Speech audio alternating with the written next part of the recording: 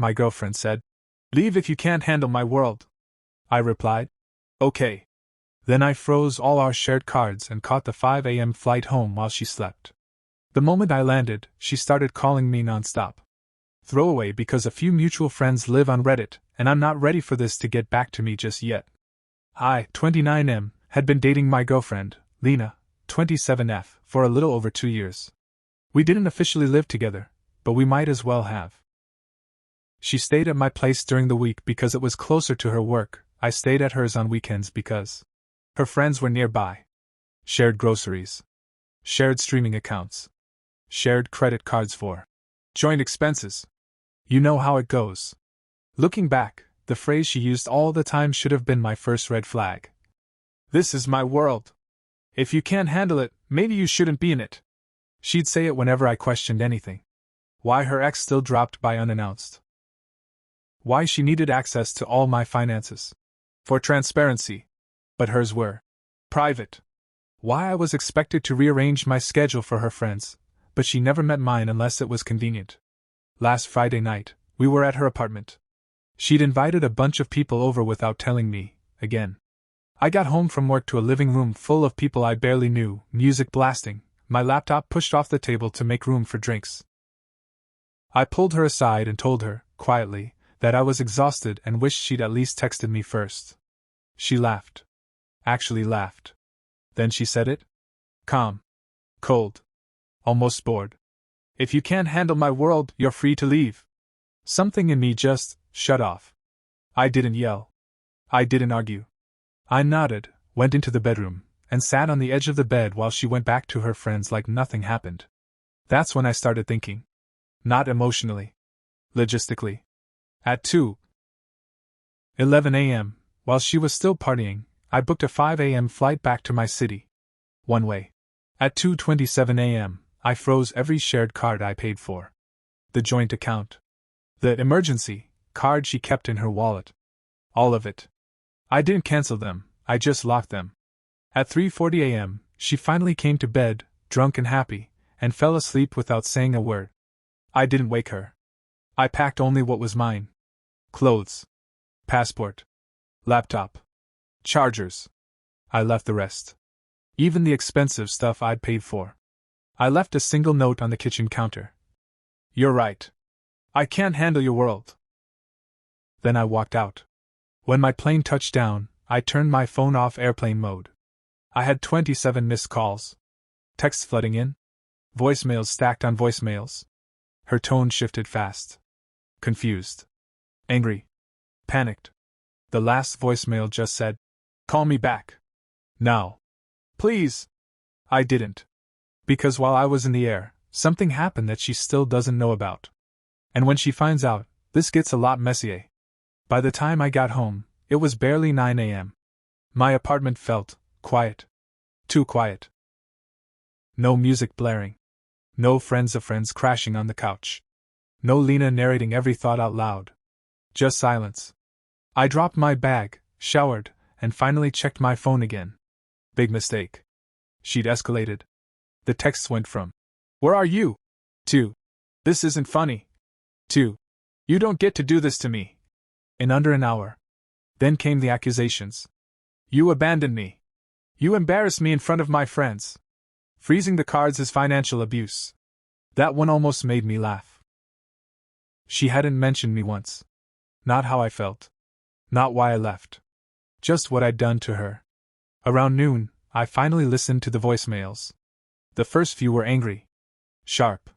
Demanding. The later ones cracked. Her voice dropped. Slower. Softer. "I don't know how I'm supposed to get home. My card isn't working. You need to fix this. Now." That's when I realized what she'd discovered. She tried to pay for something. And it declined. Here's the part one hadn't told her. The trip we were on? I paid for all of it. Flights. Airbnb. Rental car. Everything was booked through my accounts. Her name was just added for convenience, including the return flight. I checked my email. At 10:42 a.m., she'd missed checkout at the Airbnb. At 11:05 a.m., the host messaged me asking why my guest was refusing to leave. At 11:17 a.m., the rental car company charged a late fee, then tried to charge another day. Declined. Because I'd frozen the card. At 11:38 a.m., I got a message from an unfamiliar number. "Hi, this is Lena's friend Mark. She's really upset. You need to unfreeze the cards. This is messed up." Interesting. Mark. The same Mark she told me was just a friend who crashed on her couch whenever he wanted. The same Mark who'd smirked at me the night before when she told me to leave if I couldn't handle her world. I replied with one sentence. She told me I was free to leave. So I did. No response. An hour later, Lena finally texted something different. "Okay. I get it. You're mad. But we can talk like adults. Just send me the flight details so I can come home." That's when I realized she still thought home meant my apartment. She still thought this was a fight. It wasn't. So I sent one last message. "You should call your bank." And Mark. Then I blocked her. I didn't block Mark though. Because at 3:14 p.m., he sent me something I wasn't expecting. A screenshot. And that screenshot confirmed I hadn't just walked away from a toxic relationship. I'd walked out of a lie. I stared at the screenshot for a full minute before my brain caught up with what my eyes were seeing. It was a group chat. Not a new one. The timestamp at the top showed it had been active for months. The name? After he leaves. Participants. Lena. Mark. Two of her friends I vaguely recognized from parties. And another number I didn't have saved. The messages Mark had sent me were, probably by accident. Or maybe guilt. Or maybe he just wanted someone else to carry the weight for once. Either way, he didn't say a word. Just the screenshot. The last few messages were from the night before. Lena. He's being dramatic again. I told him if he can't handle my world, he can leave. Friend number 1. Did he finally grow a spine? Mark.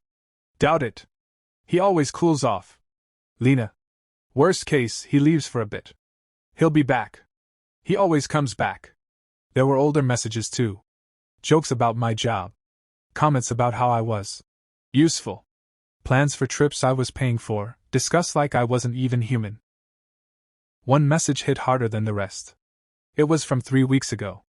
Mark. What if he actually leaves? Lena. Relax. He won't. He can't afford to. That's when it clicked. This wasn't impulsive. This wasn't messy. This was calculated. I wasn't her partner. I was her safety net. I locked my phone and just sat there. Not angry. Not sad. Clear. I didn't respond to Mark.